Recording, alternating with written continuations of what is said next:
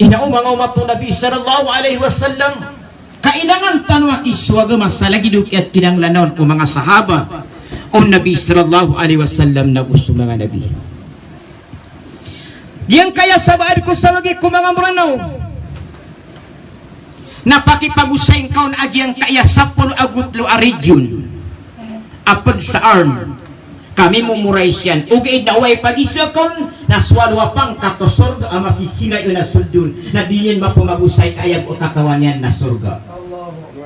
Masya Allah. Ilaman ito mga mga Nabi sallallahu alaihi wasallam na ang ganun pa kaad na katulog kay manto na panabiya ko kusang dibuot panabiya kaad na katulog kay manto marasang bayang ugay na di mata o bihayat. Ilaman ito mga mga Nabi sallallahu alaihi wasallam na miya timba, miya ayaman na niyan nagyuto na timba ngedno tuwa simba o gaid na din yan pala makukumplito sa kasimba niyan sa ikukad na niyan Arabul Alamin. Mga umato Nabi sallallahu alaihi wasallam girto'y sabab ak kailangan so kapag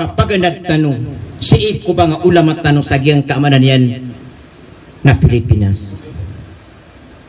may sabab rin na ditano mapagkanus sa mga ulama kaso mga ulama na ini daw po iran sa iko mga istisyon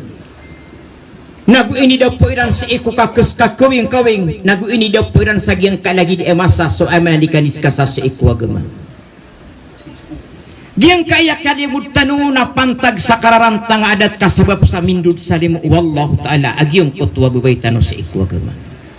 na mapita na tundug ni Ustad Ismail udin niya na matundug mapita na sa iko saulan na sa iko ayaman niyan na saragun kabatan waribut butaw sa giyang kaya dunia o gaid mga umat Nabi sallallahu alaihi wasallam na ayapiyang nilakta na Allah alang ulang wana urip niyan nag-umat Rasul sallallahu alaihi wasallam na giyang kutwa kater Allah at tigwallahu ta'ala ya ayyuhallazina amanu taqullaha haqqa tuqatih wa la tamutunna illa wa antum muslimun. Jesus sirano tuatig wallahu ta'ala amya marat ya nakalakan yus wallahu ta'ala sa titua kalak kau bakan ubad ikapantag ya kapataya di kanu mamu muslim.